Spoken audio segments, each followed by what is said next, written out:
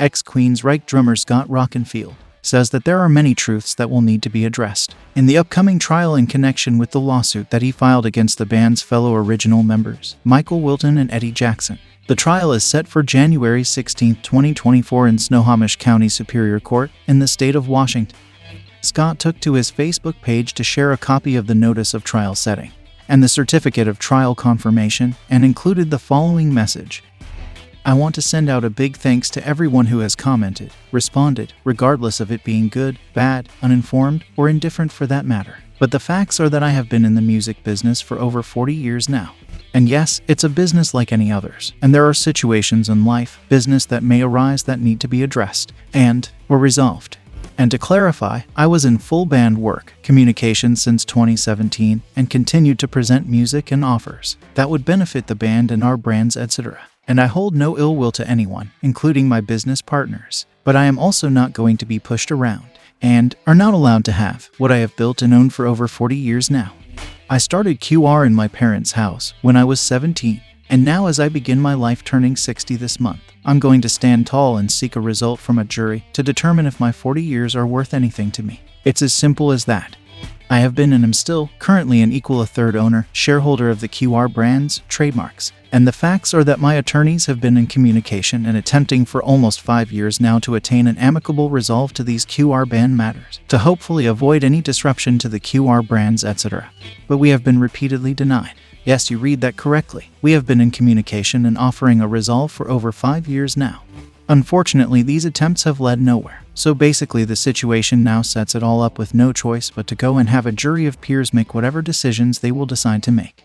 There are many truths that will need to be addressed. And so, as I've said before, let's rock. In October 2021, Rockenfield filed a lawsuit against Wilton and Jackson, alleging, among other things, breach of contract, breach of fiduciary duty, and wrongful discharge. In the lawsuit, Rockenfield claimed that he took paternal leave of absence from QUEENSRYCHE in February 2017 after his fiancée experienced complications during the birth of their son and had to have an emergency cesarean delivery. According to the drummer, his leave of absence was approved by the members of QUEENSRYCHE, and he was to retain an equal 1/3 interest in all QUEENSRYCHE companies. Scott alleged that on about October 11, 2018, Wilton and Jackson purportedly voted to dismiss Rockenfield from the QR companies due in whole or in part to his taking of approved family leave. According to Rockenfield's complaint, since 2017, Wilton and Jackson have wrongfully withheld from Rockenfield all sources of income from the QR companies in violation of the various operating agreements and contracts governing the QR companies for no lawful purpose. In addition, they have failed to provide Rockenfield with an accounting of the books, records, business, and contracts of the QR companies. Rockenfield also claimed that Wilton and Jackson did not include him in the recording of the verdict, despite his availability and willingness to participate. Wilton and Jackson claimed that along with singer Todd LaTorra and the band's manager, began attempting to contact Rockenfield near the end of 2017 to discuss his participation on the next album. However, Rockenfield only sporadically responded to band members and band management about participating in the recording the new album. On those occasions when Rockenfield did respond to members of QUEENSRYCHE or band management, he obfuscated and refused to commit or agree to rejoin the band, or to participate in the process of recording the new album.